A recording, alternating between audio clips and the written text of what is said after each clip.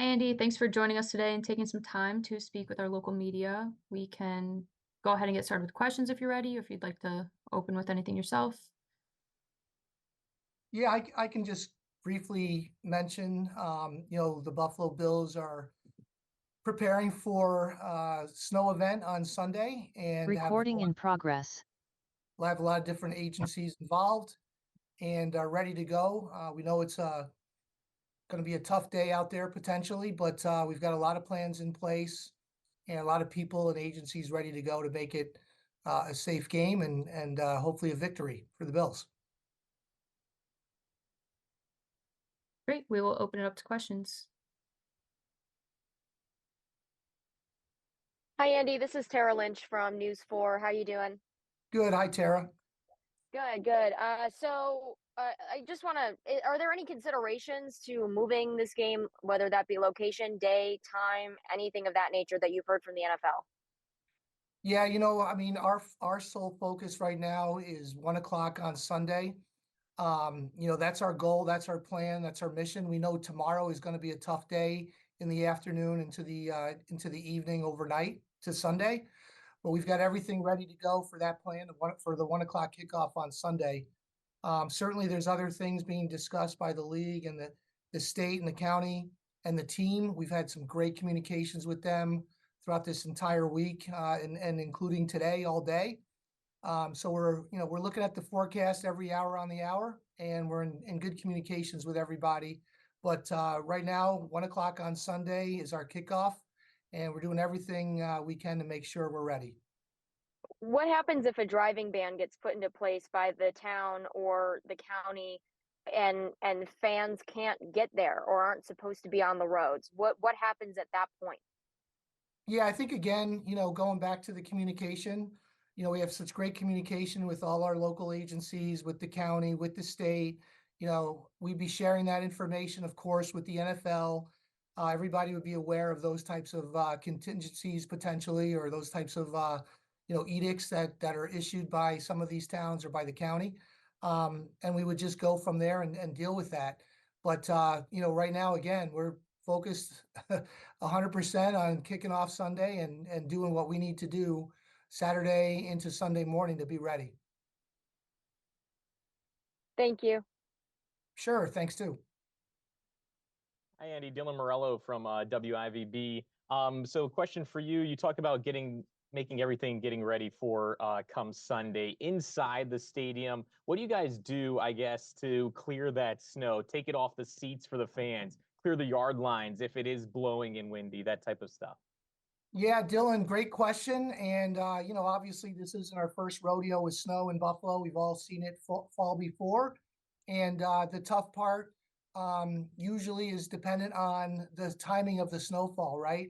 So if you look outside right now, you're like, what do we do? What are we talking about? It's beautiful out there. There's not an inch of snow here at the stadium. But yeah, game day and leading into the game day, once the snow falls, we have a plan of snow removal. We've got a plan of icing. Ice removal, snow removal, what we call brining the seats, where we spray a solution on the snow in the seats to help turn it into a much safer situation of slush.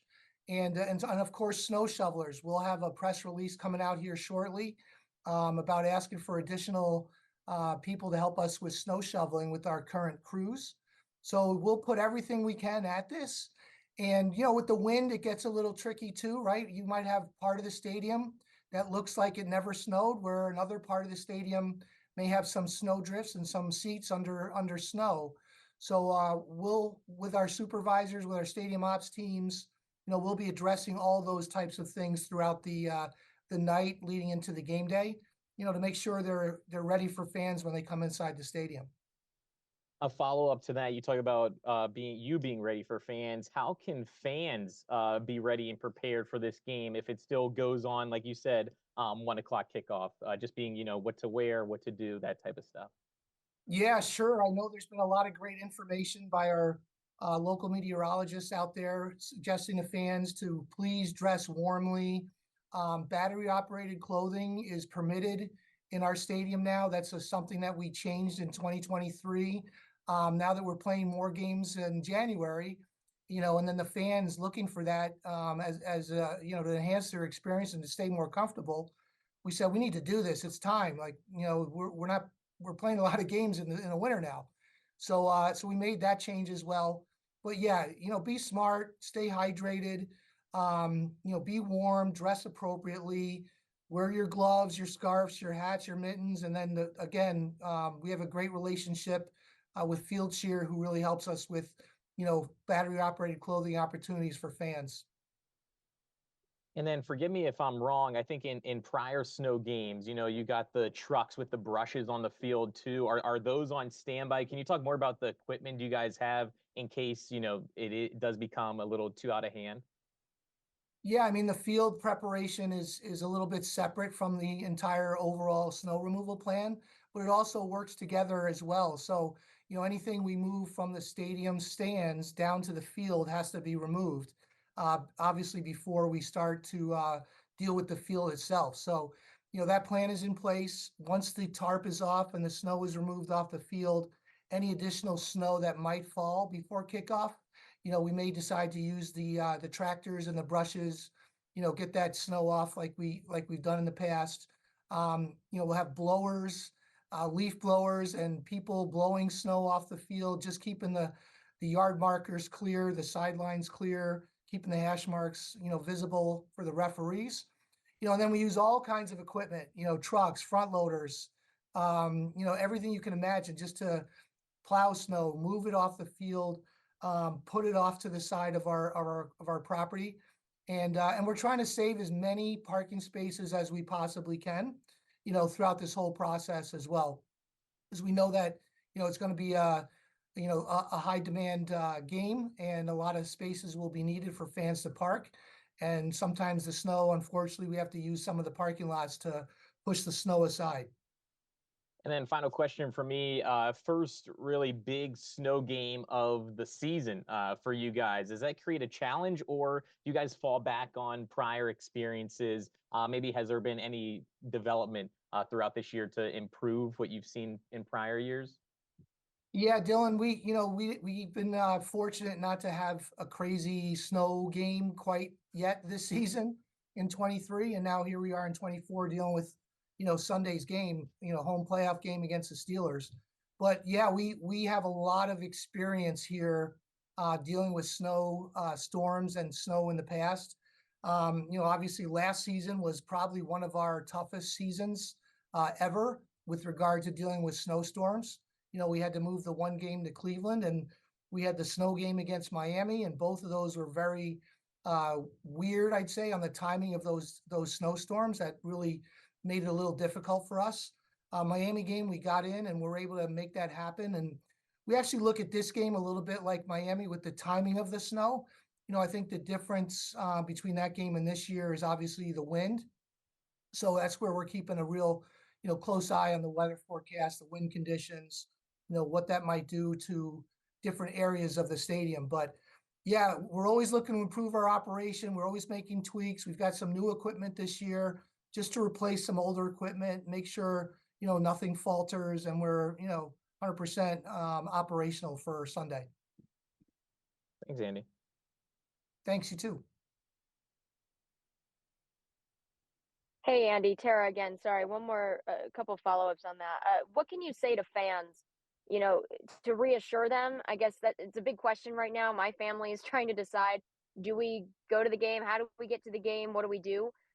What would you say to people across Western New York and honestly the country that are trying to get here to see the Bills play? Yeah, I think I would echo some of the comments you've heard in some of the other press releases today. I know our county executive had some great comments to say that, the community, we're all in this together. We've had some great communications with the county, the state, the NFL, the Bills. We're all collectively talking through all the different scenarios and all the different weather forecasts. So, I know we're all getting together again, throughout the day tomorrow. And, we want to make sure that the game is safe for everybody, fans, players, staff, etc. So, I would just assure everybody that there's great communications and we're talking through this, all the time until we actually kick off, hopefully on Sunday at 1 o'clock. Thanks, Andy. Sure. Hi, Andy. I don't know if you can hear me. It's Ron Plants from Channel 2. Hi, Ron. Yes, I can hear you. Thanks. Yeah, a couple questions in and out of the stadium. Number one, inside, just in case anybody does get overly chilled, is there anything in the concourses like heating stations or any warming stations, anything like that they can warm up a little bit? Yeah, hi, Ron. I mean, yeah, obviously we do have an older stadium, and that's probably one of the great questions and reasons why we're building a new stadium. But yeah, there are a few areas. There's the Miller Lite Brew Pub area, which is radiant heat in there for fans to hopefully warm up a little bit during the game or before the game or at halftime. All of our club level sections have radiant heat above those seating areas. The indoor clubs obviously are inside and have weather protection. Within the concourses, those are all open air concourses, so there's really no heat relief there, I would say, but certainly, protection from the wind in the concourse areas. So yeah, there's a few different areas that fans can kind of go and get out of the wind a little bit, find some heating areas. The restrooms are heated when fans need to use the restrooms as well. So, there are some areas of respite, and fans are familiar with that.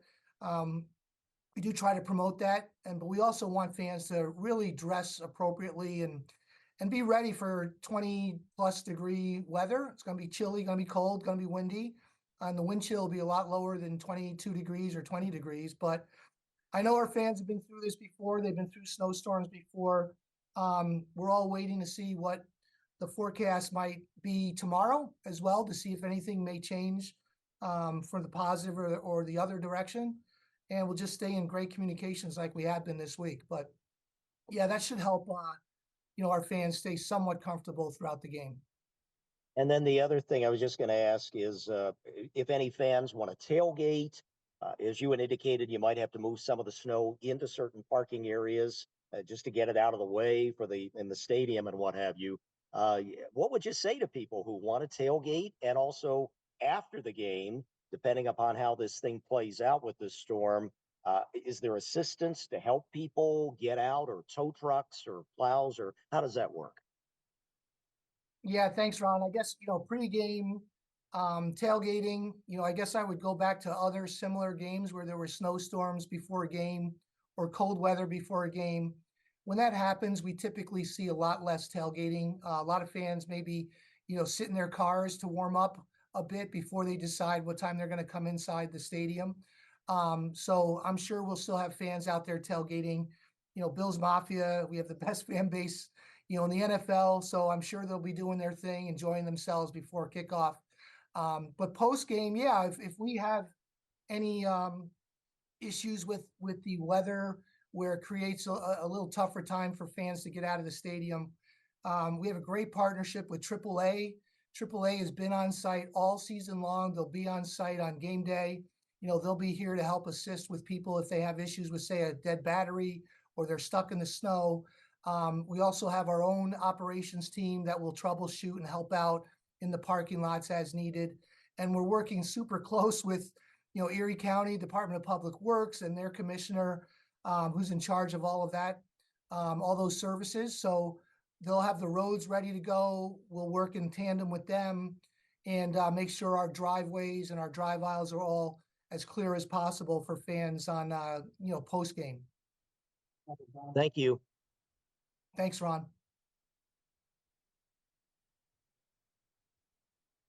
Hey, Andy, it's Nick Veronica. Can I ask you one follow-up here?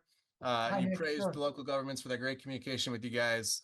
Does that leave the window open for any possibility that this game is not played at 1 o'clock Sunday? Yeah, I mean, I'm the most optimistic person you may meet.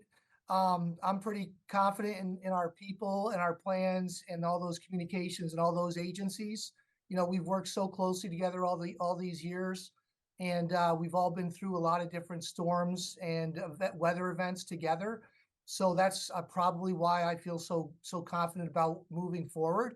But absolutely, you just don't know, right? I mean, the weather is the weather, and Mother Nature wins the game most of the time, right? So we're not arguing with her, and we're going to work in concert with her, and whatever she gives us, we're going to do our very best to address and make sure we play that game on Sunday.